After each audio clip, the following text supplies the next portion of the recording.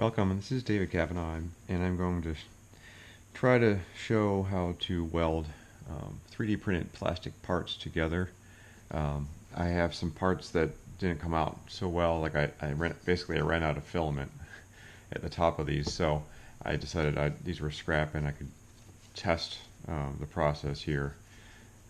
This is PLA, and so it's melting temperature. I run the hot end around 200 degrees while I'm printing.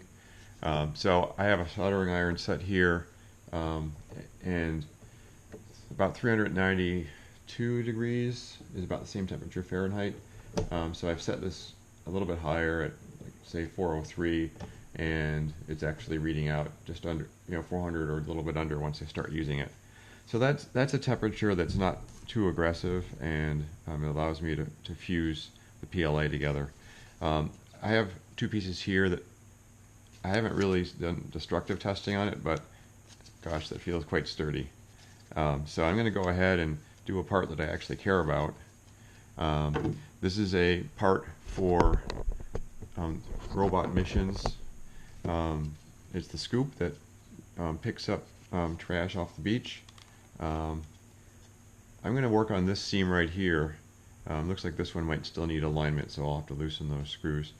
But I'm going to try to fuse this seam here, and what I've done to start with is try to make sure that I don't see light between the cracks, and so I've tried to make sure those things are very tight together.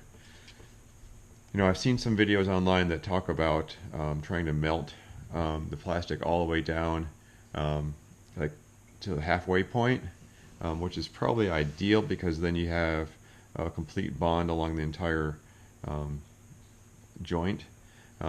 This stuff is not terribly thick, so I'm going to see if I can keep the melting a little bit more surface to sort of control the way the cut looks, or the way the bond looks. You can see on here it's a little bit indented. It's not as smooth as I might like, but I'm going to give this a shot. And so I have a fairly wide tip on this iron. I cleaned it off pretty heavily. I used it before already, so it's tinned from using it for soldering. But if it has excess solder on it, you will get it in the plastic, and that's what I saw over here on this part. So anyhow, it'll stay cleaner. The result will be cleaner if you have a cleaner tip. And so I'm going to work down this line right here, and I'm going to kind of work my way back and forth on this, trying to move plastic back and forth as it melts. And you can see I'm kind of like going back and forth here, trying not to distort it too much, but also trying to sort of push the plastic a little bit back and forth across the joint. The main thing is to make sure it fuses just more than skin deep, really. So more than just at the surface, and I guess the deeper you get without like putting big gouges in it, the stronger the joint should be.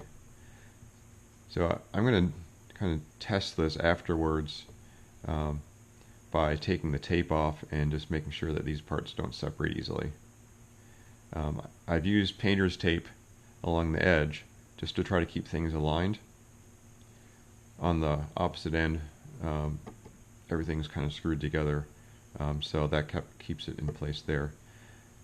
When I did that test piece, I used painter's tape on a couple places, and once you have the joint sort of started, you can take the tape off and finish the job in the places that were covered. But what I'm doing now is I'm kind of going over, trying to smooth down any high spots.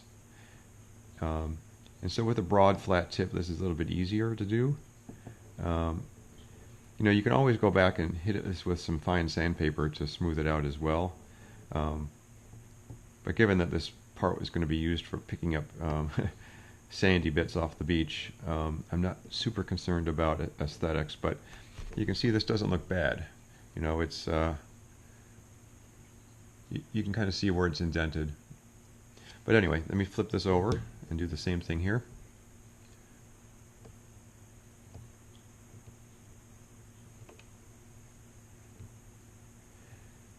We certainly had the option of super gluing this part together. And this honestly was more of an experiment because I thought, well, let me see, PLA is pretty easy to melt. Once it's bonded together, it's almost like it was printed together. Because really, I mean, we're just printing off with melted plastic anyway. So, if there's enough material to work with and I can get the bond to go deep enough, we should end up with a really strong joint. Mainly, we just want to keep this thing from separating while it's digging in the sand.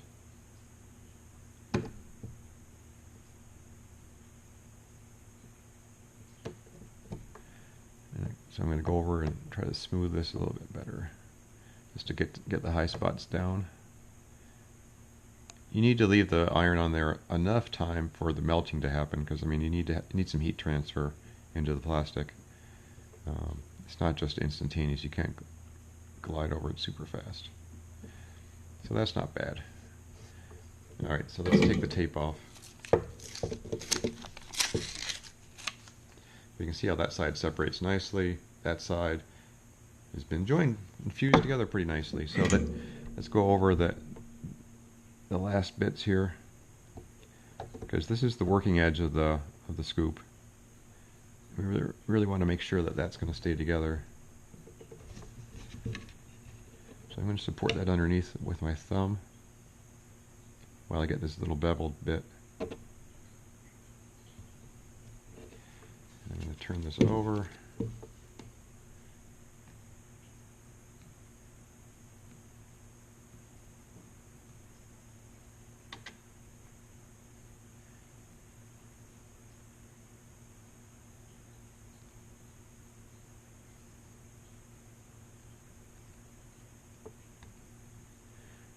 So another thing is, if you end up with big divots in your joint, you can take some filament that you used to print this part in the first place and sort of melt that into the joint to add extra material.